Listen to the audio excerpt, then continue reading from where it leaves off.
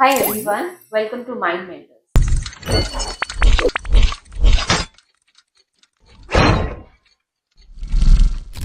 आज का एपिसोड बहुत ज़्यादा स्पेशल होने वाला है क्योंकि हर घर की एक कहानी होती है। हर घर में एक माँ होती है, एक बहन होती है, एक बीवी होती है।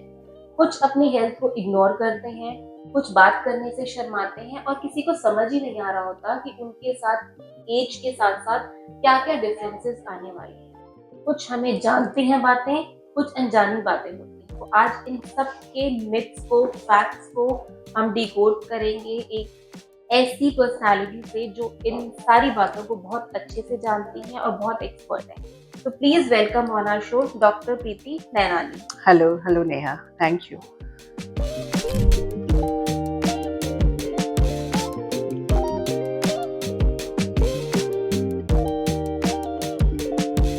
सबसे पहले आप बताइए कि आजकल हम कॉमन बहुत सुनते हैं कि सर्वाइकल कैंसर बहुत ज्यादा हो रहा है, पैप स्मीयर होता है, मैमोग्राफी होती है। हमें ये सिर्फ वर्ड्स पता है, हमें ये नहीं पता कि किसके लिए होते हैं और किन किन को किस किस एज में ये सब कुछ करवाना चाहिए। आप इसके बारे में कुछ बताइए। Before addressing cervical cancers and this mammography breast cancer screening, सबसे पहले ये जानना इम्पॉर्टेंट है कि जिस ब्रांच को मैं सर्व कर रही हूँ, that is gynae and obs, इसकी सबसे खासियत ये है कि we are not just dealing with diseases, we are dealing with the normal physiology of a female. जैसे पीरियड आना ये बीमारी नहीं है, पीरियड ना आना बीमारी है। पीरियड रेगुलर आना, पीरियड आना, प्रेगनेंसीज होना, एडोलेसेंस एज ग्रुप में बच्चों के जो चेंजेस होते हैं, प्रेगनेंसी है, प्रेगनेंसी रिलेटेड चेंजेस हैं, पेरीमेनोपॉजल एज ग्रुप की जो प्रॉब्लम्स है, मेनोपॉजल एज ग्रुप में प्रॉब्लम्स है, तो ये प्रॉब्लम्स नहीं है, ये इश्यूज हैं जिन्हें साथ के साथ एड्रेस करते रहना है। तो these are the normal physiology of gynae of a female patient. तो इसके बारे में हमें जानना है। तो सबसे ब्यूटी ब्रांच की ये है कि we are not dealing with the patients, we are dealing with the normal human females, और उनमें अगर कोई डेविएशन होता है नॉर्मल से तो उसको भी हम डील करते हैं। तो जैसे अब आप मुझसे पूछ रहे हैं, हमारा फर्स्ट क्वेश्चन है, डिस्कशन है कि सर्वाइकल कैंसर को हमें कैसे डिटेक्ट करना है। तो सबसे पहले ये जानना जरूरी है कि सर्विक्स क्या है। सर्विक्स है माउथ ऑफ यूट्रस, जहाँ से बेबी ग्रो होता है, जहाँ से बेबी निकलता है, जहाँ से बेबी पुश आउट होता है। तो that is the mouth of uterus is cervical cancer, cervix, और उसके कैंसर को कहते हैं सर्वाइकल कैंसर। तो सर्वाइकल कैंसर हमारे देश में बहुत leading causes of cancers India में है। क्या कारण है कि इंडिया में इतना ज्यादा सर्वाइकल कैंसर है? सबसे पहला कारण, बच्चे जल्दी हो जाते हैं, अर्ली एज ग्रुप है जिसकी शादी जल्दी हो जाती है, मल्टीपल सेक्सुअल पार्टनर्स हैं, बहुत सारे जो हमारा फीमेल पॉपुलेशन है वो बहुत ज्यादा पढ़ा लिखा नहीं है, अपने सेल्फ अवेयर नहीं है, तो वो अपनी केयर नहीं करते, कुछ इम्यूनो कॉम्प्रोमाइज डिसीजेस हो जाती हैं। पीआईडी हो गया, पीआईडी मतलब पेल्विक इन्फ्लेमेटरी डिसीजेस, जो जेनेटिलिया के डिसीजेस हैं उनके इन्फेक्शन हैं, सेक्सुअली ट्रांसमिटेड डिसीजेस हैं। कई लोग स्मोक कर रहे हैं जिससे इम्यूनो सप्रेशन हो रहा है। रिपीटेड चाइल्ड बर्थिंग, जितने बार बच्चे होंगे, डीएनसीज हुई, जितनी ज्यादा सर्विक्स की हैंडलिंग हुई उतना ज्यादा सर्विक्स तब खराब हुआ, वहां पर वो डैमेज हुआ। इसके अलावा कुछ वायरल डिसीजेस हैं, आजकल हम बहुत कॉमनली सुन रहे हैं एचपीवी वैक्सीन के बारे में। तो दीज आर द वायरसेस जिनके कारण रेक्टल, एनल और सर्वाइकल कैंसर, सर्विक्स के बिनाइन कंडीशंस भी हो जाते हैं। तो किन पॉपुलेशन में स्क्रीनिंग इंपॉर्टेंट है?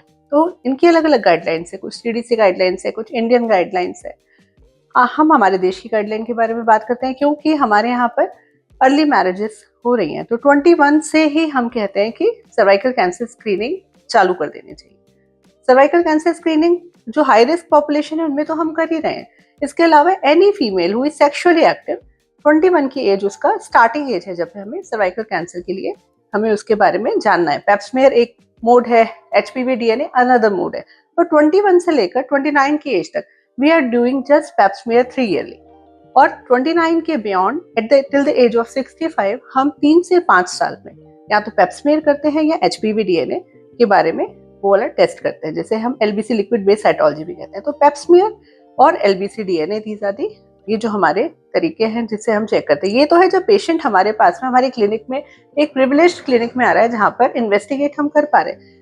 छोटे छोटे सेटअप्स में जहाँ पर पेप्समेयर नहीं है, लैब नहीं है, एलबीसी डीएनए नहीं हो पा रहा, पेशेंट का बजट फ्रेंडली नहीं है ये इन्वेस्टिगेशन इन केस, तो ऐसे में general just visual inspection of cervix, हमारे जो आंगनवाड़ी वर्कर्स हैं, जो हमारे पैरामेडिकल स्टाफ है, जो हमारा सिखाया हुआ स्टाफ है, डॉक्टर्स हैं पेरिफेरी में बैठे हुए जो प्रैक्टिशनर्स हैं, वो जस्ट विजुअल इंस्पेक्शन से भी सर्विक्स को पहचान पाते हैं कि these are pre malignant conditions, although these are not 100%। Then also उनको एक लेवल तक जो बिल्कुल चेकअप नहीं करा रहा, उससे तो बेहतर है कि कुछ तो वो करा रहा है, तो विजुअल इंस्पेक्शन भी किया जाता है। This is the Pep smear board. अब है कि ब्रेस्ट की जो केयर है उसमें भी हमें ये जानना है कि कौन से हाई रिस्क पेशेंट्स हैं जिनके बारे में हमें जल्दी हमें स्क्रीनिंग करानी है, और कौन सी एक एवरेज पॉपुलेशन है। तो हम बात करते हैं जैसे एवरेज पॉपुलेशन की, तो एवरेज पॉपुलेशन में 40 के बाद से 74 की एज तक एवरी 2 ईयरली हमें या तो मैमोग्राम कराना है या MRI कराना है। और हाई रिस्क पॉपुलेशन जैसे कि मान लीजिए कोई फीमेल है जिसकी फर्स्ट डिग्री रिलेटिव बुआ में, मासी में, बहन में या माँ में, इस तरीके के रिलेटिव्स में अगर ब्रेस्ट कैंसर हुआ है या उनको कोई ब्रेस्ट जो लीजन जैसे कोई benign breast condition already existing थी, या वो CA ओवरी की फॉलोअप है, उनका ओवेरियन कैंसर का ट्रीटमेंट हो चुका है, तो या वो रेडिएशन ले चुकी हैं चेस्ट की हॉजकिन लिम्फोमा के लिए, या ऐसी और कोई और कंडीशन के कारण वो रेडिएशंस ले चुकी है, या बहुत मोटा है, कोई ओबीस है, तो dense breast are more common for the development of the CA breast. तो ऐसी सारी कंडीशंस में इसके अलावा रिप्रोडक्टिव हेल्थ अगर किसी की अलग है, अलग से मतलब उन्होंने टाइमली मैरिज नहीं करी, या प्रेगनेंसीज नहीं करी, या प्रेगनेंसीज करी लैक्टेशन नहीं हुआ, मल्टीपल उन्होंने इंडक्शंस लिए हैं, ओवेरियन इंडक्शंस, तो ऐसी सब कंडीशंस में भी ईस्ट्रोजेनिक प्रीडोमिनेंट स्टेट आ जाती है और CA ब्रेस्ट को प्रीडिस्पोज करती है। तो ये हमारे हाई रिस्क पेशेंट्स हैं जिनमें ईयरली और अर्ली एज ग्रुप से चालू कर दिया जाता है मैमोग्राम, और ईयरली उनकी स्क्रीनिंग की जाती है। 40 के पहले कहते हैं कि जो ब्रेस्ट है वो इतना डेंस होता है कि मैमोग्राफी में फॉल्स पॉजिटिव रिजल्ट्स आते हैं, इसलिए अल्ट्रासाउंड ज़्यादा हम सेंसिटिव मानते हैं 40 के पहले। पर यस, बहुत इंपॉर्टेंट है। इसके अलावा एक ब्रेस्ट सेल्फ एग्जामिनेशन के बारे में मैं कहूँगी कि इसके लिए आपको कहीं पैथ लैब में नहीं जाना, आपको डॉक्टर के पास नहीं जाना, एक डिक्टिम बना लीजिए कि जब से पीरियड चालू होते हैं 21 की एज के बाद से, पीरियड के 5th डे या 5th 6th डे पर अपने फ्लैट ऑफ हैंड से ब्रेस्ट को पेल्पेट करना है। पेल्पेट मतलब फील करना है, टच करना है, वहाँ पर कहीं हमें दर्द तो नहीं हो रहा, दोनों जो ब्रेस्ट हैं वो बराबर साइज के तो लग रहे हैं, कहीं कोई लंप तो नहीं फील हो रहा, और जो एक्जिला साइड ऑफ हमारी ये जो आर्म है, armpit, this is also part of breast tissue, तो उधर भी हमें पेल्पेट करके देखना है कि हमें कुछ पेल्पेबल लंप तो नहीं फील हो रहा। इसके अलावा जब हम लास्ट निपल को स्क्वीज करके देखना है कि वहां से कोई डिस्चार्ज तो नहीं आ रहा। कई बार मिल्क आता है, जैसे बेबी चाइल्ड बर्थ हो गया, या PCOD PCOS के पेशेंट्स हैं, हाइपरप्रोलैक्टिनीमिया के पेशेंट है, थायराइड अनकंट्रोल वाले जो पेशेंट्स होते हैं उनमें मिल्क आता है, पर कोई सा भी सिक्रीशन, चाहे वो मिल्क है, चाहे म्यूकोइड है, चाहे ब्लड है, उसे इग्नोर नहीं करना है, उसको आके डॉक्टर को रिपोर्ट करना है। तो this is the method for screening of breast cancer. आपने बहुत ही अच्छी इंफॉर्मेशन दी है, हम लोग सेल्फ एग्जामिन भी कर हाँ, बहुत इंपॉर्टेंट है, BSc कहते हैं हम। टिप्स हैं जो हमें बहुत ज्यादा हेल्प करती हैं। तो हमने बहुत सारी अवेयरनेस के बारे में बात करी है, तो आपके हिसाब से हमारी कंट्री में रिप्रोडक्टिव नॉलेज कितनी है लोगों में? पहले से बेटर है। पहले जैसे मेंस्ट्रुएशन के बारे में, प्रेगनेंसीज के बारे में एक हुश फैक्टर हुआ करता था कि इस बारे में ज़्यादा बात ओपनली नहीं करना है, पर आजकल ऐसा नहीं है। जो बच्चे हैं अपने पेरेंट्स के साथ, उसमें इवन फादर के साथ अकम्पनी करते हैं, कई बच्चे केवल फादर के साथ ही आते हैं, या ब्रदर भी आता है साथ में कि मेरी बहन को ये दिक्कत है, या फादर आते हैं कि डॉटर को ये दिक्कत है। तो पहले से डेफिनेटली अवेयरनेस है, पहले से एज ग्रुप जो पढ़ाई का लेवल है, एजुकेशन अवेयरनेस है, वो सारी हो गई है, सोशल मीडिया है, स्कूल्स में अवेयर कराया जाता है बच्चों को। इस तरीके से डेफिनेटली पहले से डिस्कशंस बेटर हैं।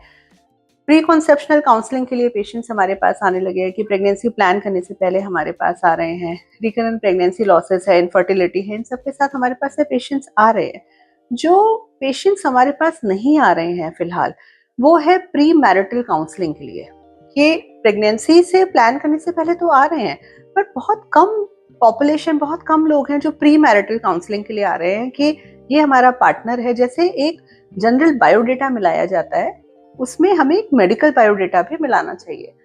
आजकल सेक्सुअल लाइफ स्टार्ट जल्दी हो जाती है, तो क्या कोई वायरल इन्फेक्शन, कोई क्रॉस इन्फेक्शंस तो नहीं हो गए, हेपेटाइटिस बी, HIV, HCV, ये सब बहुत कॉमन है। तो ये इम्पॉर्टेंट है कि हमारा जो पार्टनर है वो इस तरीके की कोई वायरल डिसीजेस तो नहीं हो रखी। इसके अलावा थैलेसीमिया है। थैलेसीमिया माइनर अगर दोनों पार्टनर्स को है तो 25% रिस्क है कि थैलेसीमिया मेजर आपके ऑफस्प्रिंग को होगा, पर ये टेस्ट करने के बाद पता चलेगा। तो कुछ इन्फेक्शंस हैं जिनकी प्री मैरिटल टेस्टिंग हो जानी इंपॉर्टेंट है। उसमें वायरल इन्फेक्शंस हैं हमारे, कुछ जेनेटिक डिसीजेस हैं जो जीन्स में ट्रांसफर होते हैं। मैं ये नहीं कह रही कि अगर कोई पार्टनर्स चोजन है कि हाँ मुझे इससे ही शादी करनी है तो ये इन्फेक्शन के कारण आप शादी विदहोल्ड कर दो। I am not saying this, at least हम अवेयर हों कि हाँ ये दिक्कत अगर फ्यूचर आती है तो हम इसे डील कैसे करना है। तो ये सारी अवेयरनेस इंपॉर्टेंट है। तो डेफिनेटली पहले से बेटर है। प्री मैरिटल काउंसलिंग के लिए पेशेंट्स नहीं आते अभी हमारे पास में। And secondly perimenopausal age group, जो बहुत लेफ्ट आउट टाइम है, जिसमें बहुत ज़्यादा हार्मोन्स का उतार चढ़ाव होता है और उसमें पेशेंट्स बहुत परेशान होते हैं। वो एक ऐसी एज ग्रुप होती है 45-46 की एज में, ना हम बहुत ओल्ड हो गए ना हम यंग रहे, और उसमें जो विनिंग ऑफ हार्मोन्स है उसके विड्रॉल से जो प्रॉब्लम्स आती है उसको हमारी सोसाइटी में ये कह के खत्म कर दिया जाता है कि this is normal, this is common, ये सबको होता है। सबको होता है कि कह देने से इस एरा में बात नहीं बनेगी। जब हम नीज रिप्लेसमेंट करा रहे हैं, जब हम अपनी हर चीज को बेहतर कर रहे हैं, मतलब दिस इज ट्रांसप्लांटेशन एरा, कि हार्ट भी ट्रांसप्लांट हो रहा है, नी भी रिप्लेस हो रहा है, लिवर भी ट्रांसप्लांट हो रहा है, तो एक इतनी छोटी सी चीज हार्मोन रिप्लेस क्यों नहीं करके पेशेंट को बेटर हेल्थ दी जाती है। This is not just for mood swings, इसके अलावा आपकी बोनी हेल्थ है, आपकी स्किन की हेल्थ है, यूरोजेनाइटल हेल्थ है, आपकी सेक्सुअल हेल्थ है, आपकी कार्डियोवेस्कुलर हेल्थ है, सब अफेक्ट होती है। तो ये जो एक टाइम है पेरीमेनोपॉज एंड मेनोपॉज का, वो थोड़ा अनएड्रेस चल रहा है इवन इन अर्बन पॉपुलेशन। बाकी डेफिनेटली पहले से लोग बेटर हैं और अवेयरनेस बढ़ेगी तो धीरे धीरे we are hoping for a better future, better tomorrow. तो बहुत ही जरूरी है कि जन्म कुंडली के साथ साथ मेडिकल कुंडली मिलाई definitely it is very important. तो एक वैसे ही जनरल क्वेश्चन है कि जो मेडिकल कुंडली की हम जो बात कर रहे हैं इसमें ब्लड ग्रुप भी होता है? हाँ बिल्कुल, हाँ बिल्कुल है। अगर फीमेल मदर नहीं, फीमेल प्री मैरिटल की बात कर रहे हैं हम, तो RH नेगेटिव है, तो RH नेगेटिव प्रेगनेंसीज में, फर्स्ट प्रेगनेंसीज में जनरली प्रॉब्लम नहीं आती है। अगर जो कपल पार्टनर है, मेल पार्टनर है, वो पॉजिटिव है तो RH इनकम्पैटिबिलिटी की प्रॉब्लम आ सकती है इन लेटर प्रेगनेंसीज। तो अगर हमें पता है कि हाँ नेगेटिव ब्लड ग्रुप है, और वैसे भी other than marriages blood group आपका एक ऐसा बेसिक रिक्वायरमेंट है, कहीं एक्सीडेंट हो गया, कहीं आपको ब्लड ट्रांसफ्यूजन की जरूरत पड़ रही है, या आपको कहीं ब्लड देने की जरूरत पड़ रही है, तो इसमें आपका ब्लड ग्रुप एक ऐसी रिक्वायरमेंट है, हम सबको पता होना चाहिए। वैसे भी आजकल जहाँ भी एम्प्लॉयमेंट के से पहले ब्लड ग्रुप चेक कर दिया जाता है। उनको पता है या नहीं पता है कि इसकी मेडिकल इंपॉर्टेंस क्या है, पर हाँ इट इज वेरी इंपॉर्टेंट। जैसे मैंने अभी आपको बताया कि blood group even not for child bearing, it is very important for life itself. आजकल तो स्कूल में बच्चा भी एडमिट होता है, वो भी ब्लड ग्रुप बताया जाता है बिल्कुल कौन सा ब्लड ग्रुप है उसका। बहुत ही ज्यादा नॉलेज वाली चीजें हैं ये जो हम इग्नोर कर देते हैं डेली लाइफ में। बिल्कुल। आजकल सोशल मीडिया का इतना ज्यादा इन्फ्लुएंस हो रहा है कि जो जनरेशन है वो बहुत जल्दी मैच्योर हो रही है, उनको पीरियड्स बहुत जल्दी स्टार्ट हो रहे हैं, और ऐसे ही जो पोस्ट मेनोपॉज जो स्टेज है वो भी बहुत जल्दी आ रही है।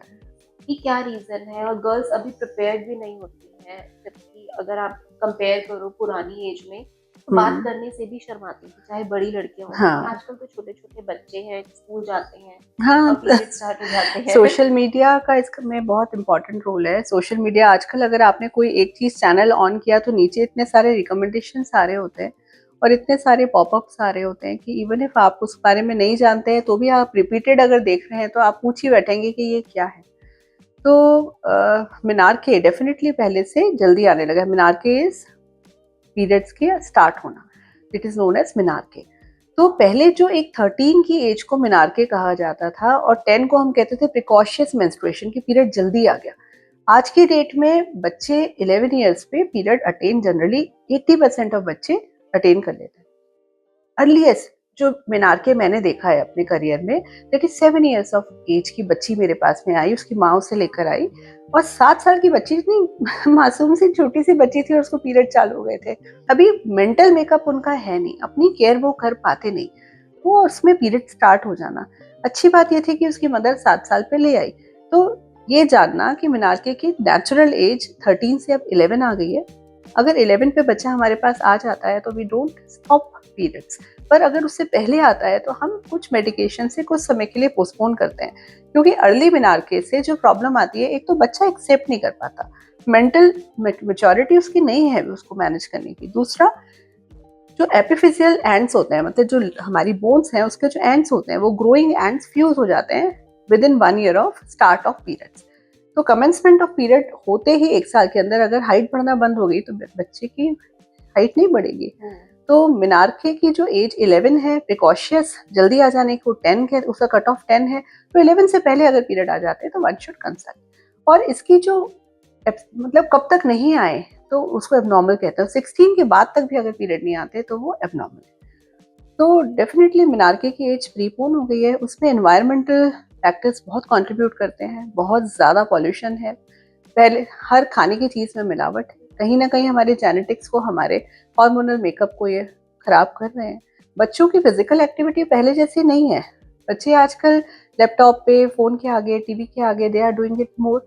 इसमें पूरा ब्लेम बच्चों का भी नहीं है। बीइंग पेरेंट्स, हम भी पहले, मेरी मम्मी जैसे घर पे अवेलेबल थी, वो शाम को कहती थी चलो खेलने जाओ। आजकल शाम को हम भी अपनी जॉब से लौट रहे होते हैं, पीछे ग्रैंड पेरेंट्स हैं या केयर टेकर है या जो भी है, तो कहीं ना कहीं वो वाला जो सिनेरियो चेंज हुआ है, तो बच्चों की फिजिकल एक्टिविटी कम हो गई है। फिजिकल एक्टिविटी कम होने से ओबेसिटी प्रिवेल कर गई है, और जितना बच्चा ओवरवेट होगा, ओबेसिटी होगी, पीरियड्स जल्दी आ जाएंगे। तो ये जब जो पीरियड जल्दी स्टार्ट हो जाते हैं, इसकी मेडिसिन आप देती हो उसको पोस्टपोन करने के लिए, उससे हाइट पे इफेक्ट पड़ता है? वो इसीलिए हम पोस्टपोन करते हैं कि अभी पीरियड 1 साल और निकल जाए, उसके बाद स्टार्ट हो, ताकि हाइट बेबी की बढ़ जाए, बच्चे की बढ़ जाए। और एक जो आपने क्वेश्चन अभी पुटअप किया कि मेनोपॉज की एज भी जल्दी हो गई है, तो पहले हमारे 50 के बियॉन्ड मेनोपॉज होता था। आजकल 42-43 पे ही पेरीमेनोपॉज के इश्यूज होने लग जाते हैं, मेंस्ट्रुअल पैटर्न हो जाता है, और उसके 2-3 साल में 45-46 में जनरली आजकल उसका प्रीपोनमेंट ऑफ एज हो गया है कि पीरियड जल्दी बंद हो जाता है। इसका वन ऑफ द रीजन, जैसे मैंने कहा, फिजिकल एक्टिविटी नहीं है, एनवायरमेंटल हजार्ड्स हैं हमारे। इसके अलावा इनफर्टिलिटी बहुत पहले से बढ़ गई है। तो इनफर्टिलिटी के दौरान जो ओव्यूलेशन इंडक्शंस दिए जाते हैं, हार्मोन्स दिए जाते हैं, उसमें जो ओव्यूलेशन रिजर्व है, एग रिजर्व है, वो एग्जॉस्ट हो जाता है। प्रेगनेंसी के दौरान अगर एक माँ फीमेल चाइल्ड बियर कर रही है, तो उसके ओवरीज में कितने एग्स रिलीज होंगे ड्यूरिंग उसके लाइफ टाइम, वो ऑलरेडी यूट्रस में ही डिसाइड हो जाता है। तो जितना ज्यादा ओव्यूलेशन इंडक्शन हुआ, इनफर्टिलिटी हुई, आईवीएफ हुआ, इस तरीके से ओवरीज प्रीमेच्योरली एग्जॉस्ट हो जाती है। इसके अलावा ऑटोइम्यून प्रॉब्लम्स हैं, क्रॉनिक इलनेसेस हैं, मैलिग्नेंसीज के कारण रेडिएशन एक्सपोजर्स है, इन सब के कारण पहले से मेनोपॉज की एज भी जल्दी है। तो इसके क्या क्या सिम्टम्स होने चाहिए और कब आपको कंसल्ट करना चाहिए? पहले तो ये जानना जरूरी है कि नॉर्मल क्या है, तो उससे जो डेविएट होएगा दैट इज अबनॉर्मल। तो जो मिनार्के की एज है 13 से 11 हो गई है, तो 11 टू 16 के बीच में अगर पीरियड आ जाते हैं दैट इज नॉर्मल। 11 से पहले आ जाते हैं और 16 के बियॉन्ड भी नहीं आ रहे हैं तो वन शुड कंसल्ट। जो साइकिल लेंथ है दैट इज 25 टू 35 डेज के बीच में पीरियड आ जाने चाहिए। 25 से भी जल्दी आ रहे हैं और 35 के भी बाहर आ रहे हैं, that is not normal. 3 to 5 days का साइकिल इज नॉर्मल, पर अगर पीरियड्स चलते चले जा रहे हैं 7 डेज, 10 डेज के लिए, दैट इज नॉट नॉर्मल। कई लोग कहते हैं कि पीरियड लंबे तो चले पर पीरियड स्पॉटिंग चले, तो वो नॉर्मल नहीं है। 3 to 5 डेज में पीरियड खत्म हो जाने चाहिए। तो प्री मेंस्ट्रुअल स्पॉटिंग कई पेशेंट्स को होते हैं कि पीरियड होने से पहले स्पॉटिंग चालू हो जाती है और पोस्ट मेंस्ट्रुअल स्पॉटिंग 3-4 दिन के लिए चलती रहती है, और बीच में 5 दिन उनको पीरियड रहे। तो आप सोच के देखिए, 25 दिन की टोटल साइकिल में पेशेंट 10 दिन तक ब्लीड करता रहा, तो दैट इज नॉट नॉर्मल। तो ये जो पैटर्न से थोड़ा सा भी डेविएशन है वो नॉर्मल नहीं है। इसके अलावा पेन को लेकर नॉर्मेलिटी का दावा किया जाता है कि इतना तो सबको होता है। अगर कोई पीरियड का पेन आपकी डे टू डे एक्टिविटी को बहुत ज़्यादा हैम्पर कर रहा है, तो उसके लिए आपको हेल्प सीख करनी चाहिए। अगर दर्द है, थोड़ा डिस्मेनोरिया है, क्योंकि ओव्यूलेटरी साइकिल्स, जो एग रिलीज वाली साइकिल्स होती है, वो पेनफुल होती है। तो इनिशियल जो साइकिल्स होती हैं उनमें एग रिलीज नहीं होता, तो जनरली बच्चों को दर्द नहीं होता, पर जैसे वो बड़े होते जाते हैं 2-3 साल में उनको ओव्यूलेटरी साइकिल्स होती है, तो उसमें हल्का हल्का पेन होने लग जाता है। पर ये पेन पीरियड स्टार्ट होने से सेटल हो जाना चाहिए। पर अगर पेन पीरियड स्टार्ट होने के बाद वर्सन हो रहा है और day to day normal activities बच्चा नहीं कर पा रहा, स्कूल नहीं जा पा रहा, मैं ये नहीं कह रही हूँ कि वो ओलंपिक खेलने लगे उन दिनों में, अपना जो कौन सी एक्टिविटीज होती है इनकी एरोबिक्स कर रहे हैं, जिम्नास्टिक कर रहे हैं, I am not saying this कि ये सारी चीजें उन दिनों में करे, पर एटलीस्ट वो अपना day to day work carry out कर पाए, तो वो उनको मिलना चाहिए।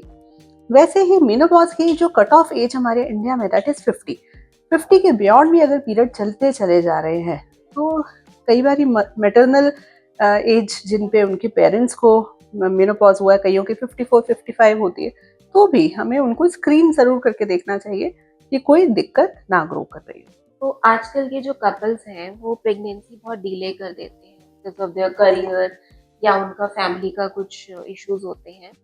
वो लेट प्रेगनेंसीज उनकी हेल्थ पे या आगे बच्चे पर क्या इम्पैक्ट करती है? पहले हम कहते थे कि 30 साल के पहले पहले प्रेगनेंसीज हो जाएं। अगर आपका सिंगल चाइल्ड फैमिली नॉर्म है या 2 चाइल्ड फैमिली नॉर्म है तो उससे पहले पहले आप अपनी प्रेगनेंसीज ओवर कर दो 30 से पहले पहले। पर आजकल क्योंकि बच्चे दोनों पढ़ रहे हैं, मेल भी पढ़ रहा है, फीमेल भी पढ़ रहे हैं, दोनों अपना करियर बिल्कुल बढ़िया तरीके से बना रहे हैं, तो जनरली 27-28 तक वो एक रेस्पेक्टेबल फॉर्म पर आ पाते हैं जिसमें वो अपनी प्रेगनेंसीज प्लान कर पाए। तो 30 के बियॉन्ड हम कह देते हैं एल्डरली। तो मैं ये नहीं कहती कि शादी के जस्ट बाद आप बिना आपस में एडजस्टमेंट किए एक दूसरे को समझे फटाफट से प्रेगनेंसी प्लान करो, तो यही इंपॉर्टेंस है प्री मैरिटल काउंसलिंग की।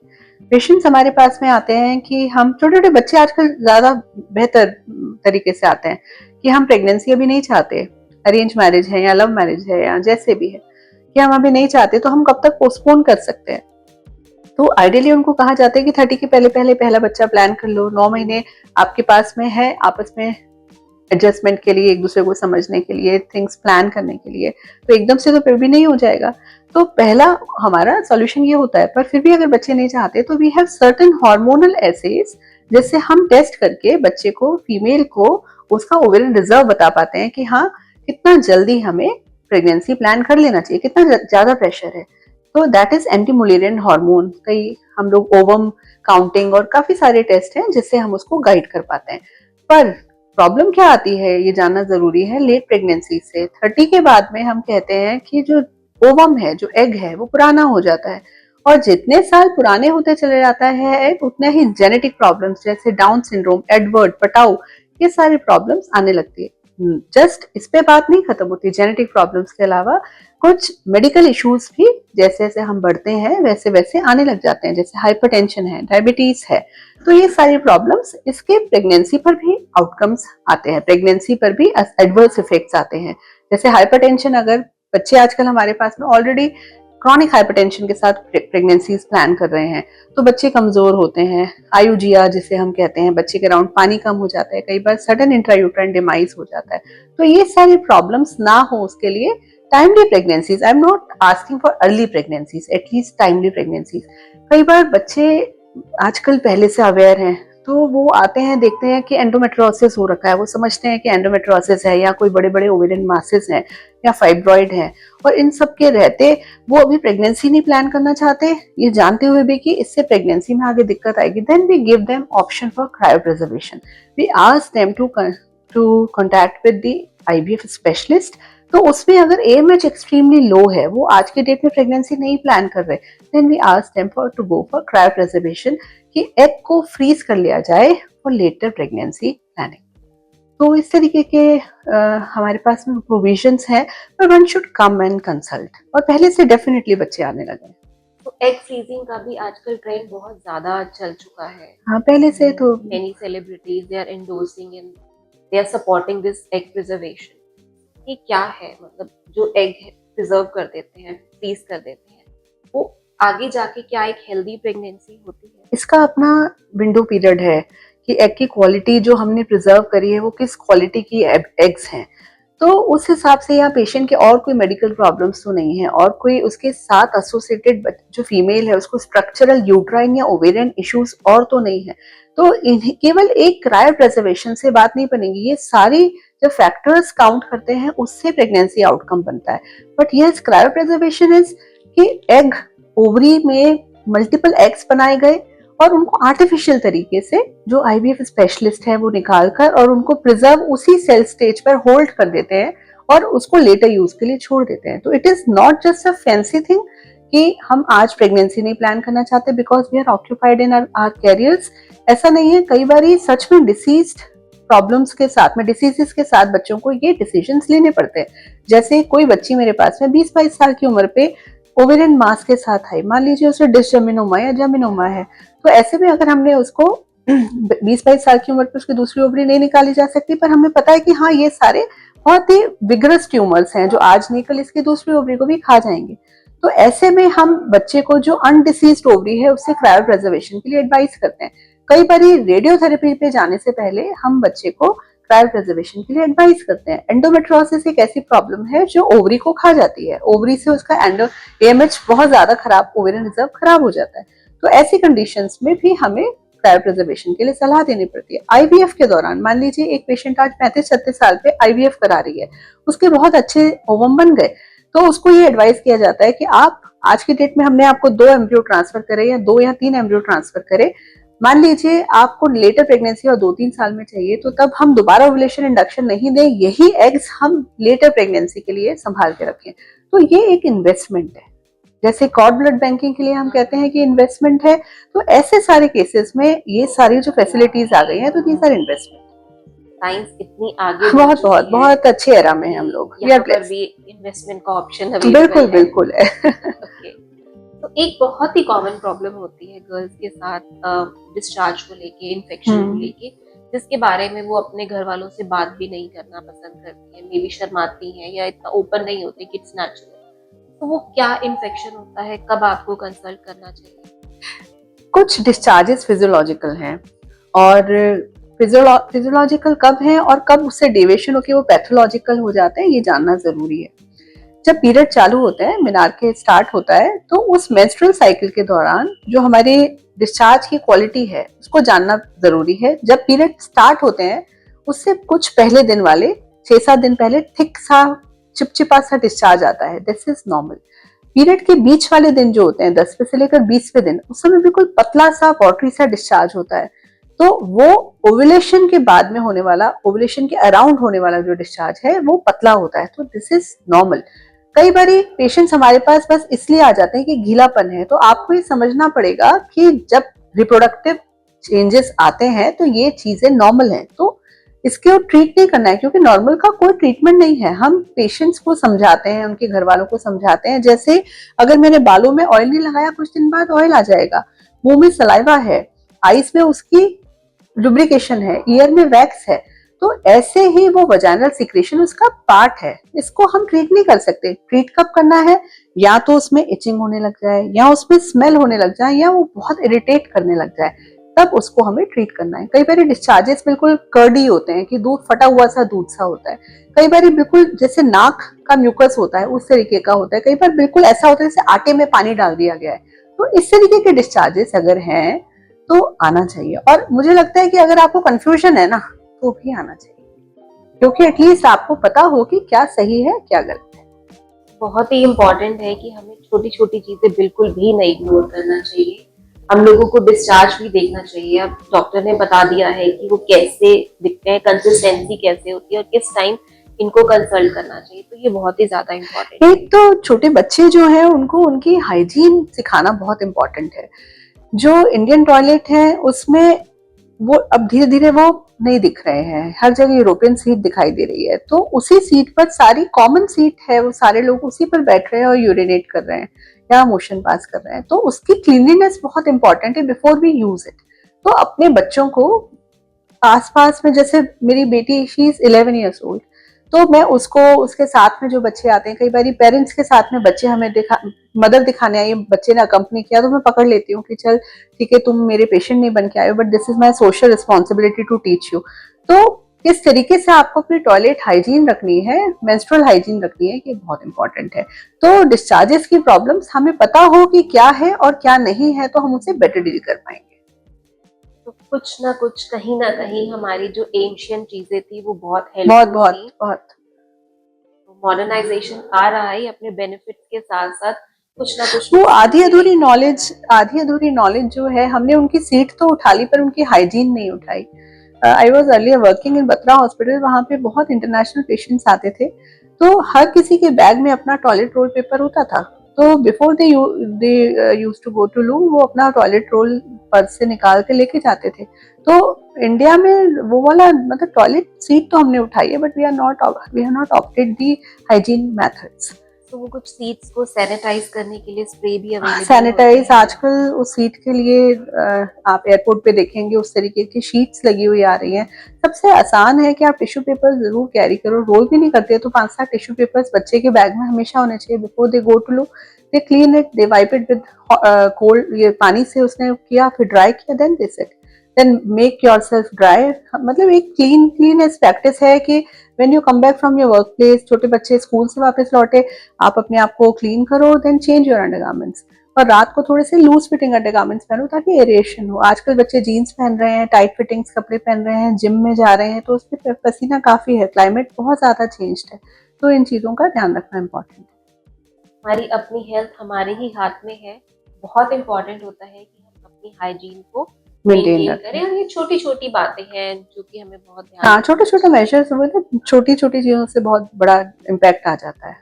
तो आपके पास ऐसे केसेस भी आते हैं जहाँ पर एक फीमेल को ब्लेम किया जाता है for bearing a girl child? हाँ उसने बनाई है फीमेल चाइल्ड। हाँ, हाँ। ये तो एक बहुत ही रूटीन स्टोरी है। पहले आप अगर कॉर्पोरेट हॉस्पिटल्स में जाएं, बड़े हॉस्पिटल में जाएं, तो वहाँ का जो पेशेंट आता है वो एक पढ़ा लिखा समझदार पेशेंट आ रहा है, तो वो इस तरीके की बातें वहाँ कम देखने को आती है। पर हाँ, डेफिनेटली एक बहुत बड़ा प्रोपोर्शन है अभी भी इंडिया में, पॉपुलेशन है जिसमें फीमेल को ही प्रेगनेंसी में बेटी बियर करने का ब्लेम दिया जाता है। उनको ये नहीं समझ आता कि वाई क्रोमोसोम तो उसके पास है ही नहीं, वो तो मेल से आना है, then also they blame for it. मतलब उनको ये नहीं समझ आता कि हेल्दी फुल टर्म बेबी, एक स्वस्थ बच्चा नीड होनी चाहिए, पर वो फीमेल चाइल्ड के कारण ब्लेम चलता रहता है। हमारे भी वो माइंडसेट है। हमारे पेशेंट्स मतलब वो चाहे माँ के लिए बच्चे दोनों आंखें सेम है, बेटा या बेटी, पर वो फैमिली प्रेशर के कारण, सोशल प्रेशर के कारण इतना बर्डन हो जाती है कि अगर फीमेल चाइल्ड हो जाती है, जनरली जैसे ही बेबी बॉर्न होता है तो बिफोर कॉर्ड क्लैंपिंग अगर बच्चे ने क्राई कर दिया है तो मैं बेबी माँ को दिखा देती हूँ, वेलकम टू द वर्ल्ड करके बच्चे को माँ को दिखा देती हूँ। पर अगर फीमेल चाइल्ड होती है तो मैं ये नहीं करती, क्योंकि अगर वो फीमेल चाइल्ड दूसरी हो गई है ना, तो पेशेंट ब्लड बिल्कुल पीपीएच थ्रो कर देती है, उसको ब्लीडिंग बहुत ज्यादा हो जाती है, क्योंकि उस पर इतना प्रेशर है ड्यूरिंग प्रेगनेंसी, पूरी प्रेगनेंसी के दौरान, कि बेटा ही होना चाहिए। अभी रिसेंटली मैंने एक सिजेरियन किया था, प्रीवियस टू सिजेरियन थी लेडी, पढ़ी लिखी बढ़िया सी पेशेंट थी, उसकी दोनों बेटियां भी बिल्कुल प्यारी सी, तीसरी बार भी उसको बेटी हो गई। उससे पहले डिसाइड किया हुआ था कि बेटा हो चाहे बेटी हो, आप मेरा बच्चेपन का ऑपरेशन कर देना, मेडिकली भी इंडिकेटेड है, क्योंकि बच्चेदानी इतनी कमजोर है कि अगली बार प्रेगनेंसी होने में बीच में ही प्रेगनेंसी के दौरान फट जाएगी प्रेगनेंसी। तो मैंने बच्चेपन का ऑपरेशन करा, कपल ने साइन किया हुआ था, पर उसकी mother in law after caesarean मुझसे यही पूछती रही कि बच्चेपन का ऑपरेशन तो नहीं कर दिया, अभी इसे चौथा भी पैदा करना है और वो बेटा ही होगा। मतलब अभी तो वो डिस्चार्ज भी नहीं हुई है, हॉस्पिटल के अंदर है, उसके बाद, और वो पढ़ी लिखी थे हस्बैंड वाइफ, पर आप उनका माइंडसेट नहीं चेंज कर पाते। तो एक लेवल तक हम समझा सकते हैं, उसके बाद नहीं। तो इसका कुछ टाइमिंग भी होता है? I remember I read it somewhere कि कुछ टाइमिंग होता है कि जो फीमेल वाले स्पर्म्स होते हैं दे ट्रैवल फास्ट, नहीं ऐसा नहीं होता, ये सारी फर्टिलाइजेशन साइकिल, ये सारी मिथ है। कई बारी मैंने मदर इन लॉज, मदर्स, घर की एल्डर, मेनली फीमेल से ज्यादा टॉर्चर कर रही होती हैं कि बात सुनिए कि ये तो इसके अंडे में ताकत होनी चाहिए ना, कि कौन सा स्पर्म खींच के आएगा, एक्स वाला कि वाई वाला। ऐसी कोई थ्योरी नहीं है, ऐसी कोई थ्योरी नहीं है। पेशेंट्स को लगता है कि आईयूआई के साथ में, आईवीएफ के साथ में मेल चाइल्ड ही होना चाहिए, ऐसी कोई थ्योरी। ये तो एक अलग ही लेवल पे डायरेक्शन है। हाँ, कि बिल्कुल अंडे में ताकत होनी चाहिए कि उसमें जोर होना चाहिए कि वो मेल चाइल्ड वाला स्पर्म खींचे। तो बहुत सारी मिथ्स हैं जिसके बीच में काम करना पड़ता है, और हम लोग तो पार्ट हैं कि हम केयर गिवर्स हैं, पर जो झेलता है, जो सहता है, उसके लिए बहुत मुश्किल है। मतलब पूरी प्रेगनेंसी के दौरान मैं कपल्स को कहती रहती हूँ, जैसे योर लाइफ पार्टनर्स, आपको अपनी लाइफ ओन करनी है। कई बार पेशेंट्स को कहती हूँ कि क्यों बच्चा एक और पैदा करना है, दो हैं तो सही ना, बेटा साथ रहना ना बेटी साथ रहनी, दोनों उड़ जाने हैं। पर दोनों को लायक बनाओ, पर वो फैमिली प्रेशर कुछ तो झेल पाते हैं और मोस्टली नहीं फीमेल्स झेल पाती अगर हस्बैंड सपोर्टिंग नहीं है तो हस्बैंड का सपोर्ट तो बहुत इंपॉर्टेंट है। तो इवन इफ हम keep on telling them then also society अभी बैक सीट है। कहते हैं कि हस्बैंड साथ में हो तो एक औरत दुनिया से लड़ जाती लड़ है, लेती जो है। कि हाँ। बिल्कुल सही बात है। ओके, तो ये वाले तो केसेस आते हैं, हम लोग हर चीज के लिए फीमेल को ब्लेम कर रहे हैं, हम लोग इनफैक्ट इनफर्टिलिटी के लिए भी फीमेल्स को ही हाँ, ब्लेम कर रहे हैं। मेल्स कितने अवेयर हैं कि ये इनफर्टिलिटी मेल्स में भी हो सकती है? पहले से बेटर है, पहले से बेटर है, क्योंकि अभी फिलहाल जहां हम काम कर रहे हैं वो फिर एक अर्बन पॉपुलेशन वाला पेशेंट है, पढ़ा लिखा पेशेंट है। पर जब हम इंटीरियर में जब मेडिकल कॉलेज में थे, हमारी पोस्टिंग्स लगती थी, वहां पर तो इसको लेकर बहुत ज्यादा प्रेशर हुआ करता था फीमेल में। पर हाँ, डेफिनेटली पहले से अब समझने लगे हैं कि हमारे हर एजैकुलेशन के साथ में मिलियंस ऑफ स्पर्म होते हैं और फीमेल के पास में एक या दो ओवम ही है पूरी प्रेग्नेंट उसके साइकिल मेंस्ट्रुअल साइकिल के दौरान ओवुलेशन को। तो वो समझते हैं कि इसका एग, इसका यूट्रस और ट्यूब्स इंपॉर्टेंट है प्रेगनेंसी के लिए, तो हमारा एक स्पर्म भी इंपॉर्टेंट है प्रेगनेंसी के लिए। तो पहले से वो समझते हैं। कई बार तो कई सारे पेशेंट सीमन एनालिसिस करके इनफर्टिलिटी वर्कअप के लिए जब पेशेंट आते हैं तो पेशेंट के टेस्ट बाद में हो रहे होते हैं, हस्बैंड सीमन एनालिसिस साथ में ला रहे होते हैं। हाँ, तो पहले से बेटर है। Which is good. हाँ, पहले से वी आर बेटर है। Progressing here. हाँ, वी आर प्रोग्रेसिंग डेफिनेटली। तो आजकल सिजेरियन का भी ट्रेंड बहुत ज्यादा हो गया है। ट्रेंड नहीं है, जरूरत है।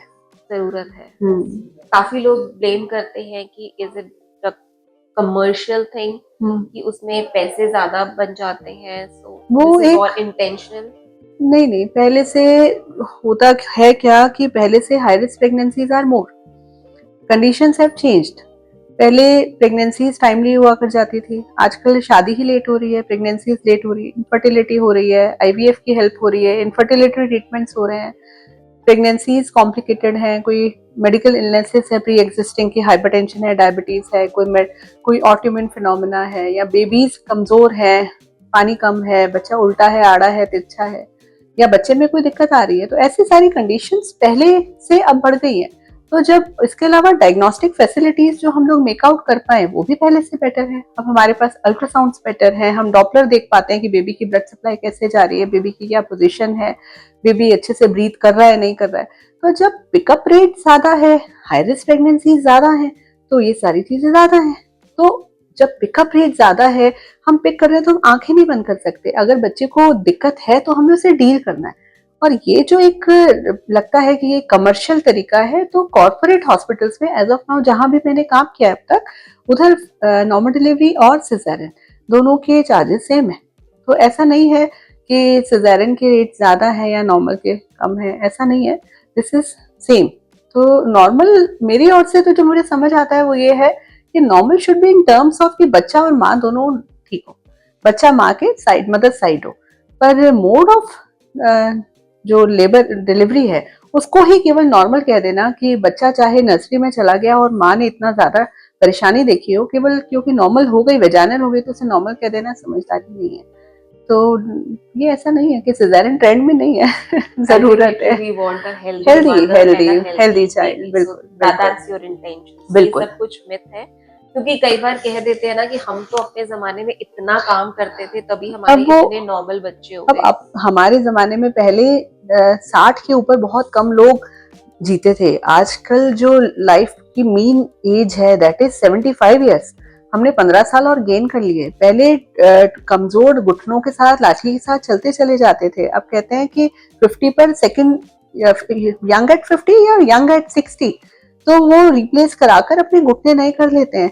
तो ये सारी प्रॉब्लम प्रेगनेंसी को लेकर ही क्यों की जाती है? पहले 8-8 9-9 बच्चे हुआ करते थे, जिसमें ये कह दिया जाता था कि बाकी सब बच्चे ठीक है, एक बच्चा भोला है। वो भोला नहीं, वो बर्थ एस्फिक्सिया के कारण अफेक्टेड बेबी है जिसकी मेंटल रिटार्डेशन हुई है। पर पहले 8 बच्चे हुआ करते थे, उसमें एक भोला बच्चा अफोर्ड कर लिया जाता था। आज 1 या 2 बच्चा हो रहा है, तो उसमें क्या भोला बच्चा अफोर्ड कर सकते हैं आप? तो प्रेगनेंसी आउटकम बहुत इंपॉर्टेंट है। तो हमारे लिए तो चाहे मुझे नहीं फर्क पड़ता कि क्या कह रहे हैं, क्या होगा ज्यादा से ज्यादा। अगर मैंने सिजेरियन किया नीड के कारण, अगली बार वो मुझे कंसल्ट नहीं करेंगे, दैट इज ओके। मेरे लिए मेरी ड्यूटी, मेरा जो इनर सेंस है उसको सेटिस्फाई करना बहुत इंपॉर्टेंट है कि मैंने अपना काम ठीक किया, बस इतना ही।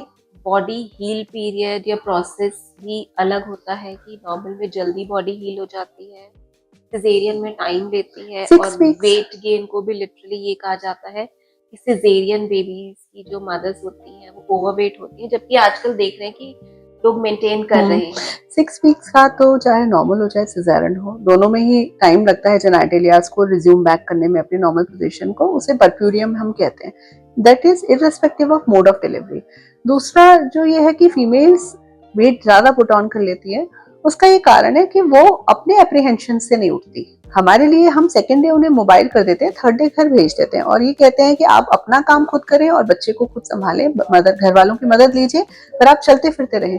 वो अपने अप्रीहेंशन के कारण नहीं उठते, तो वेट पुट ऑन कर लेते हैं। पर से नॉर्मल या सिजेरियन के कारण ऐसा नहीं है। और हमारे जो इंडिया में वो जापे का खाना खिलाने की, जो घी पिलाने की परंपरा है ना, तो वो उसके बारे में भी सोचना चाहिए, क्योंकि अब फिजिकल एक्टिविटी के बिना अगर हम इतना ज्यादा खिलाएंगे तो वो कहीं ना कहीं ओबेसिटी में हेल्प कंट्रीब्यूट करेगा। ये जो घी है, नॉर्मल को तो कहते हैं खूब घी खिलाना चाहिए और सिजेरियन में नहीं खिलाना चाहिए। जो घी वाला है, अभी तो ये है कि जैसे पेशेंट हम कहते हैं इंडक्शन के लिए एडमिट होना है या लास्ट 36 वीक के बाद में घर वाले घी पिलाने लग जाते हैं। उन्हें लगता है कि जो जेनाइटल ट्रैक्ट में जो लुब्रिकेशन है वो घी की चिकनाई करेगी, जिससे बच्चा फिसल के आ जाएगा। जबकि जीआई ट्रैक्ट, जीआई मतलब जो हमारा गैस्ट्रो इंटेस्टाइनल, जो पेट का रास्ता है टुवर्ड्स मोशन, वो अलग है और जो रिप्रोडक्टिव ट्रैक्ट है वो अलग है। उन दोनों का आपस में कोई कनेक्शन नहीं है। पर ये मिथ है कि बच्चा फिसल के आ जाएगा, तो इस चक्कर में बच्चा मोटा हो जाता है, माँ मोटी हो जाती है, कॉन्स्टिपेटेड रहती है और गैस्ट्रिक अपसेट्स रहते हैं। और लेटर ऑन वो नॉर्मल को तो खिला रहे हैं और सिजेरियन को नॉर्मल खाना भी नहीं खिला रहे हैं। ये एक बहुत रूटीन प्रैक्टिस है। पेशेंट हमारे पास है पोस्ट डिलीवरी, पोस्ट सिजेरियन हमारे पास आते हैं, पोस्ट सिजेरियन जनरली देखते हैं हम, वो पर्दे के पीछे धीमी ऐसे इशारा करेगी कि घर वालों को बाहर करो, तो बोल देती हूँ मैं कि एक बार आप बाहर हो जाइए, मुझे एक बार चेक करना है। तो फिर पूछूंगी क्या हो गया, तो उनके बिल्कुल वो रोते हुए बताएंगे कि खाना नहीं दे रहे, वही दलिया खिचड़ी दिए जा रहे हैं। और लैक्टेशन के दौरान मदर को भूख बहुत लगती है, जो कैलोरी इंटेक ड्यूरिंग प्रेगनेंसी चाहिए उससे ज्यादा लैक्टेशन के दौरान चाहिए होता है, तो वो खाना नहीं दे रहे होते। तो पूछा जाए कि खाना क्यों नहीं दे रहे, उन्हें ऐसा लगता है कि नमक, घी या खाना खिलाने से टांके जो अंदर हैं वो सूख जाएंगे। तो अब पहले से टेक्निक्स बदल गई हैं, फ्यूचर्स बदल गए हैं, जो मटेरियल हम यूज करते थे वो बदल गए हैं, तो ये समझना जरूरी है। बल्कि सिजेरियन से मोर लेयर्स आर कट, स्किन कटी है, टिश्यू कटा है, फैट कटा है, रक्त शीत कटी है, यूट्रस कटा है, तो उसको हीलिंग के लिए तो हमें better nutrition, protein rich nutrition उसे देना होगा। बोथ वेज, चाहे नॉर्मल है चाहे सिजेरियन है, दोनों में ये घी हीलिंग में मदद नहीं कर रहा। It should be just a cooking media, जो हम खाने में जितना कुक के लिए जरूरत है, इसके ऊपर वो जस्ट फैट आपकी ओबेसिटी में कंट्रीब्यूट करेगा, वो आपकी हीलिंग में मदद नहीं करेगा।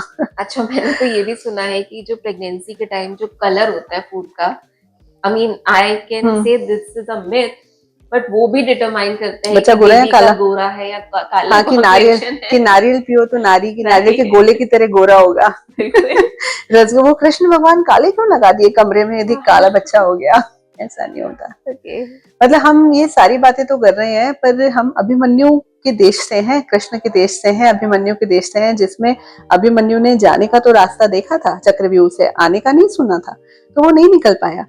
पर हम सब खाने की तो बातें कर रहे हैं कि तू सफेद खा तो बच्चा गोरा होगा, हम घी खा तो बच्चा चिकना से नीचे निकल के आ जाएगा, पर nobody is talking about mental food, कि अगर अभिमन्यु सुन सकता था तो हमारे बच्चे भी तो सुन रहे हैं।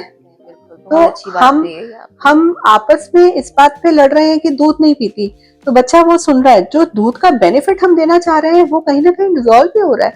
तो मतलब हम इस कट्टरता के पीछे हम कितना मेंटल फूड खराब करते हैं। I always tell my patients की मिक्स एंड मैच होनी चाहिए प्रेगनेंसी, किसी चीज में रिजिड मत हो, क्योंकि एक और आत्मा आपके शरीर में आ रही है, वो उसके क्या संस्कार हैं, वो पीछे क्या छोड़ के आई है। हो सकता है बंगाली बच्चा है, वो चावल ही चावल खाता है, आप यूपी में रोटी खा रहे हो, उसको नहीं चावल, उसको तो चावल चाहिए। अचानक से माँ चावल खाने लग जाती है। कितनी बार फूड फैट्स होते हैं प्रेगनेंसी में कि अचानक से लगता है कि मैं ये खा लूं या मुझे ये अच्छा नहीं लग रहा, अचानक से जो नमकीन खाने वाले हैं वो मीठा खाने लग जाते हैं। बहुत होता है। तो इंडिया में तो इतनी वैरायटी ऑफ फूड है कि अगर माँ दूध नहीं पी रही है तो दही दे दो यार, पनीर दे दो, दही की छाछ बना के दे दो, आप उसका दूध 3 पाव निकाल के रख दो कि इस 3 पाव दूध को तुझे कंज्यूम करना है बाय एनी मीन्स। तुझे अगर खीर खानी है तो फीकी खीर खा ले, कम चीनी डाल के, तुझे अगर दही खाने दही खा ले, इस पे हमें लड़ना ही क्यों है? तो हम सारी बातें करें but nobody is talking about mental food. Right, mental food बहुत ज्यादा बहुत बहुत इम्पोर्टेंट है, बहुत इम्पोर्टेंट है। इम्पैक्ट करता है आप बच्चे के ऊपर। देखिए हम क्या सुन रहे हैं, हम किसके बीच में हैं, वो हमें हमें मेकअप कर रहा है। तो वो एक बिल्कुल एक न्यू मतलब एक नई आत्मा अंदर फ्लरिश कर रही है। वो क्या सुन रही है, कितनी बार ये देखा गया है कि मोस्ट ऑफ द टाइम जिन बच्चों को हमने डिलीवर कराया होता है, I am not talking about just one obstetrician that is me, ऐसा नहीं है, एवरीबॉडी ऑफ अस एक्सपीरियंस्ड कि वो बच्चे हमारी गोद में खुशी से आ जाते हैं, चाहे वो हमसे 2 महीने बाद मिल रहे हैं, क्योंकि वो केयर, वो कंपैशन उसने, जब हमने उसकी माँ को फील किया है, टच किया है, उसने वो फील किया है। तो जिन लोगों की सराउंडिंग से माँ को प्यार मिला है, केयर मिली है, वो बच्चे उनकी गोद में आराम से जाते हैं। तो कहीं ना कहीं उन्होंने सुना तो है। और ये बाद में फीड के लिए भी होता है कि राजमा मत खाओ, छोले मत खाओ, ये हेवी चीजें मत खाओ। ये बच्चे का डाइजेस्टिव सिस्टम जो है वो राजमा वाला दूध डाइजेस्ट नहीं कर पाएगा। खैर ब्रेस्ट मिल्क के जो कंपोनेंट्स है उसमें ये सब नहीं सिक्रीट होता। वही बात है कि जो जीआई ट्रैक से निकल रहा है और सिस्टम में एसिमिलेट हो रहा है, वो ब्रेस्ट मिल्क में नहीं जा रहा। पर डेफिनेटली कई सारी चीजें हैं जो पोस्ट डिलीवरी पचाने में दिक्कत होती है। इट इज नॉट जस्ट कि वो पर से प्रेगनेंसी के कारण है, पेशेंट की फिजिकल एक्टिविटी उतनी नहीं है, उतना काम नहीं कर रहे। इसके अलावा हार्मोन्स ऊपर नीचे होते हैं जिसके कारण गैस्ट्रोपेरेसिस हो जाता है, मतलब गट मोटिलिटी कम हो जाती है। तो हम कहते हैं कि ऐसा खाना खाओ जो तुम्हें भी परेशान ना करे, पर एब्सोल्यूट नो कहीं नहीं लिखी हुई है। अगर हम यूके साइड चले जाएं तो वहां एनएचएस में जो डे 3 पर पेशेंट को डिस्चार्ज करके घर भेजा जाता है, दैट इज राजमा। तो वो तो बहुत कंट्रोल ट्रायल के बाद में देने वाले लोग हैं। तो ऐसा नहीं है कि राजमा ब्रेस्ट मिल्क में सिक्रीट हो रहा है, ऐसा नहीं है। ओके। और आजकल जैसे ओबेसिटी बहुत ज्यादा हो गई है, फीमेल्स में भी हो गई है, तो हम पीसीओडी और पीसीओएस ये वर्ड सुनते हैं कि कितना कंट्रीब्यूट करते हैं मोटापे में और कैसे इनको ठीक किया जा सकता है, डिफरेंस क्या है? PCOD, D is disease, polycystic ovarian disease. ये ओवरी की डिसीज है, हार्मोनल इम्बैलेंस है। जब इस हार्मोनल इम्बैलेंस का इफेक्ट पूरी बॉडी पे हो जाता है तो ये मल्टी सिस्टम डिसफंक्शन करता है, जिसे हम पीसीओएस सिंड्रोम कहते हैं। तो पीसीओडी पर से ओवरी की प्रॉब्लम है जिससे पीरियड नहीं आ रहे। इसमें मेल हार्मोन्स प्री डोमिनेट करने लग जाते हैं। तो मेल्स में जो इश्यूज होते हैं कि यहाँ के बाल उड़ जाते हैं, यहाँ बाल आते हैं, एक्ने होता है, पीरियड नहीं आते, वैसे ही फीमेल में होने लग जाता है। लेटेस्ट स्टेज में वो इनफर्टिलिटी कॉज करते हैं एनोवुलेशन के कारण, और मतलब ऑन द कॉन्ट्रेरी कि एक और पीरियड नहीं आ रहे होते हैं, लेटर 40-45 के बाद में लाइनिंग बढ़ जाती है जिसके कारण पीरियड जल्दी जल्दी आने लग जाते हैं। और कई सारी कंडीशंस में सीए ओवरी भी, सीए एंडोमेट्रियम, यूट्रस का कैंसर भी देखा गया। This is PCOD. अब अगर ये हमारी बॉडी पर और अफेक्ट करने लग गए कि हाइपरटेंशन हो गया, डायबिटीज हो गया, कोरोनरी आर्टरी डिसीज हो गया, किडनी, यहाँ किडनी में हाइपरटेंशन हो गया, यहाँ स्ट्रोक्स हो गए, तो ये जब पूरी बॉडी को इफेक्ट करने लग जाता है तो हम इसे पीसीओएस कहते हैं। तो पीसीओडी पीसीओएस में जो हमें की मैनेजमेंट है, that is diet and exercise in your lifestyle modification. ये समझने की बात है कि जो पीसीओडी है या पीसीओएस है, पीसीओडी एक दिन में पीसीओएस नहीं हो गया, तो हमें पीसीओडी की लेवल पे ही कैच करना है उसे। अगर हार्मोनल इम्बैलेंस एसोसिएटेड नहीं है, आपने वो टेस्ट करा लिए, तो उसके बाद में mainstay of treatment is diet and exercise. I always tell my patients, आजकल एपिडेमिक है बिल्कुल पीसीओडी का, दूर से पता चलता है कि हाँ बच्चे को पीसीओडी है। आया बच्चा, वो कुछ बोले उससे पहले मैं समझती हूँ कि हाँ ये पीसीओडी है, पर ठीक है आया है बच्चा तो बोलेगा ही कि मुझे ये दिक्कत है। तो उनको मैं हमेशा यही कहती हूँ कि जैसे कोई हमसे सुबह ये नहीं पूछता ना बेटा ब्रश किया कि नहीं किया, तो कोई आपसे दिन भर में ये ना पूछे कि तूने एक्सरसाइज करी कि नहीं करी, तो ये आपकी टू डू एक्टिविटी लिस्ट का मस्ट पार्ट होना चाहिए। तो अगर हम अपनी डाइट पे हफ्ते में एक बार चीट कर ले, बाकी 6 दिन समझदारी से खा ले, और एक्सरसाइज हम रेगुलर करें, तो ये सारी कुछ चीजें हैं। हम टाइमली सोएं, टाइमली उठें, अगर ये पॉसिबल नहीं है तो एक लेवल तक जितना हम हेल्प कर सकते हैं वो करें। और स्ट्रेस को अपने रूटीन का पार्ट मत एक्सेप्ट करें। अपने आप को डी स्ट्रेस करने के लिए आपको कोई हॉबी फॉलो करनी है, आपको अच्छी कंपनी रखनी है, अच्छे लोगों से मिलना है, वो जरूर करिए, तो डेफिनेटली हार्मोन्स बेटर हो जाएंगे। एटलीस्ट जो मॉडिफाइबल फैक्टर्स है उनको जरूर डील करें। तो इन सब के कारण ओबेसिटी होती है, तो अगर आप इनका ध्यान रखते हो तो हेल्प करता है। इसके अलावा पीसीओडी में एक प्रॉब्लम ये है कि उनका एक हार्मोन है, सिक्रीट होता है ग्रेलिन, उससे सेटाइटी बहुत आराम से नहीं होती। पीसीओडी वालों को एक रोटी दो रोटी से आराम नहीं आता, उनको लगता है मैं और खाऊं, उनका पेट भर जाए पर मन नहीं भरता, तो ये उनके साथ में प्रॉब्लम है।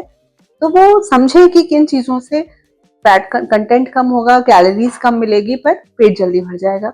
उनको थोड़ा डाइटरी कंसल्टेशन इंपॉर्टेंट है, अपना थोड़ा पोर्शन साइज रेगुलेट करें, तो ये सारी चीजें हैं जिससे पीसीओडी में मदद मिल सकती है। Portion control is very important rather than starving yourself. ये स्टार्व करना एक रेगुलर तरीका नहीं हो सकता ना लाइफ का।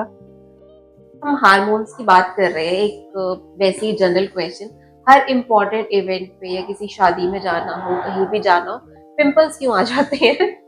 स्ट्रेस के कारण। Stress related? हाँ, स्ट्रेस रिलेटेड। हम अपने से पता नहीं ओवर एक्सपेक्ट क्यों होने लग जाते हैं कि हमें पता नहीं क्या ही कर लेना है। जिनके यहाँ जा रहे हैं, अगर कोई जना मेरे इतने अप्स एंड डाउन से इतना ज्यादा अफेक्ट हो रहा है तो वो मेरा अपना तो नहीं है, और जो मेरा अपना नहीं है उसके लिए मुझे इतना परेशान क्यों होना है। बहुत ही अच्छी बात कही आपने। हाँ, मतलब हमें सबसे पहले तो मैं अपने लिए तो अपनी हूँ कि मैं अपने आप को पसंद करती हूँ और मैं अपने को बेहतर कर सकती हूँ।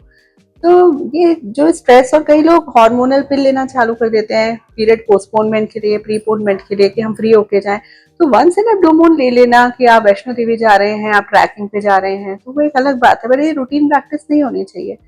तो ये पिल्स भी कहीं ना कहीं लेटर स्टेज पे हेल्थ पे इम्पैक्ट करती है। कोई सी भी चीज आपकी नॉर्मल से डेविएट करती हुई, उसकी हर चीज का अपना कॉस्ट बेनिफिट रेशियो है। तो अगर प्रेगनेंसी के दौरान ली जा रही है तो उसकी अपने हेल्थ के हेल्प है, पर अगर नहीं तो आपको अननेसेसरली तो बार बार नहीं लेना चाहिए। तो कौन कौन से सप्लीमेंट्स हैं जो प्रेगनेंसी में बहुत मैंडेट होते हैं और लेने ही चाहिए? प्रेगनेंसी प्लान करने से पहले ही फॉलिक एसिड ऑन कर देना चाहिए। फॉलिक एसिड 3 मंथ्स प्रायर हम कहते हैं कि पेशेंट्स को प्रीकॉन्सेप्शनली ऑन करें, ताकि न्यूरल ट्यूब डिफेक्ट्स में हमें उसकी रोक हो पाए, उसको प्रिवेंशन हो पाए। इसके अलावा ओवुलेशन की क्वालिटी वो बेटर करता है। और प्री कॉन्सेप्शनल काउंसलिंग के दौरान हम डिसाइड करते हैं, कई बार पेशेंट्स को हमें एस्पिरिन पे लेना पड़ता है, कई बार पेशेंट हाइपोथायराइड निकल आते हैं या कोई और मेडिकल इलनेस निकल आती है, तो 3 मंथ्स प्रायर पेशेंट को हमारे पास में whenever they are planning pregnancy they should come to us and get an evaluation done. Pregnancy के दौरान इनिशियल कोई भी दवाई, इवन आपको बुखार भी होता है तो बिना डॉक्टर की परमिशन के कंसल्ट किए ना लें, क्योंकि कुछ वायरल इलनेसेस हैं जो प्रेगनेंसी में अगर रैश के साथ आती है तो वो ठीक नहीं है। ये आपके लिए जस्ट अ वायरल इलनेस हो सकती है, पर ये हमारे लिए इंपॉर्टेंट है फॉलोअप में देखना कि इसके कारण बच्चे में कोई मेलफॉर्मेशन तो नहीं आ रही है। तो कोई भी दवाई बिना डॉक्टर के कंसल्टेशन के ना ले। सेकेंड ट्राइमेस्टर ऑनवर्ड्स हम कैल्शियम, विटामिन डी और आयरन ऐड करते हैं। फिर इंडिविजुअलाइज है, कई बार पेशेंट्स के शुगर्स गड़बड़ हो जाते हैं, कई बार बेबी पेशेंट्स को क्रैम्प होने लग जाते हैं, तो ये डिपेंड करता है कि किस कंप्लेन के साथ पेशेंट आता है। कई बार हाइपरटेंशन डेवलप हो जाता है, कई बार ब्लीडिंग डेवलप हो जाती है, कई बार बच्चे के अराउंड पानी कम हो जाता है। तो ये डिपेंड करता है कि क्या कंडीशंस आगे प्रेगनेंसी में रहती है। पर yes, folic acid, iron and calcium, these are the routine supplements one should take. बहुत सारे क्वेश्चंस अभी भी हैं जिनके आंसर्स चाहिए। आपसे बात करके ना बहुत अच्छा लग रहा है और बहुत सारे क्वेश्चंस हैं। कुछ ऐसी इंफॉर्मेशन जो आप शेयर करना चाहेंगी? सबसे पहले तो रोल ऑफ ग्रैटिट्यूड, सबसे पहले तो कि हाँ, हम ठीक हैं, हम हेल्दी हैं, बाकी छोटी मोटी एलिमेंट्स तो जीवन में चलती रहती हैं, और अगर कोई दिक्कत है तो आपको हमारे पास में अर्लीस्ट आना चाहिए। एक चीज जो मैं फैमिली को एड्रेस करके देना चाहती हूँ कि फीमेल्स को गृहिणी कहा जाता है। गृहिणी क्यों कहते हैं हम? कि जिसका पूरा घर ऋणी हो, कि वो अपना सब कुछ देकर और हम सबका ध्यान रखती है। I am the first one to get up in the morning as the other mothers are. आपकी माँ भी होगी और आपके घर में आपके और जो फीमेल्स हैं वो भी होंगी, तो एटलीस्ट हम अपनी मदर्स को, बहनों को, जो हमारे घर में फीमेल मेंबर्स हैं, भाभी है, उनको एटलीस्ट हम उनकी प्रॉब्लम से पहले ही उनको रूटीनली चेकअप्स के लिए लेकर आए। जैसे प्रिवेंटिव हेल्थ केयर का जो रोल है वो केवल ब्लड टेस्ट करा लेने से नहीं है कि आज यहाँ पर इसका पैकेज है, हमें एम्प्लॉयमेंट से पहले कुछ इन्वेस्टिगेशन कराने हैं। तो ये Pap smear, breast checkup, cervical cancer screening, ये सारी चीजें बहुत इंपॉर्टेंट है। तो एज हम हमारे घर में कंट्रीब्यूटर कि हम भी हमारे फीमेल मेंबर्स को उतना ही ध्यान रखें। तो ये कुछ चीजें हैं जिसमें हमें टाइमली ध्यान देना चाहिए। आप अपनी हेल्थ का इतने बिजी लाइफस्टाइल में कैसे हेल्थ ध्यान रखती हैं? First of all we have to decide how much is too much. तो मतलब कहीं तो आपको हॉल्ट करना पड़ेगा। तो एक रूटीन है कि मैं पूरे दिन में अपनी योगा स्किप नहीं करती। अगर कभी डिलीवरी सुबह भी हो जाती है ना, तो मैं अपना मैट मैंने अपनी कार में रखा हुआ है, तो मैं हॉस्पिटल में डिलीवरी के बाद में वो 40 मिनट्स कर लेती हूँ। मैं अपना ओपीडी टाइम वो 40 मिनट डिले कर देती हूँ कि कुछ खाऊं उससे पहले मैं योगा कर दूं। तो कुछ चीजें हैं जो मुझे चलाए रखने के लिए, मुझे चलते रहने के लिए जरूरी है। वो कहते हैं ना कि जग किसी में पानी तो तब भरेगा जब वो खुद भरा हुआ होगा। तो एटलीस्ट मैं पहले कंटेंट फील करूं, हैप्पी फील करूं, हेल्दी फील करूं, तब मैं किसी की हेल्थ में कंट्रीब्यूट कर पाऊंगी। तो ये तो मैं योगा तो आई डोंट स्किप, बिल्कुल भी नहीं। So yoga is very important. Very much important, very much important. Thank you so much for your time. हमने इनसे बहुत कुछ सीखा और सबसे अच्छा मतलब जो है वो हमने गृहिणी का सीखा। She is the first one to wake up and the last one to sleep. तो हम हमारे पूरे घर को, ग्रह को उनका ऋणी होना चाहिए। बहुत अच्छी बात है आपसे सीखी। Thank you so much for your time on mind mentors. Thank you. Stay tuned for more episodes and please like, subscribe and share the channel. Thank you so much. Thank you.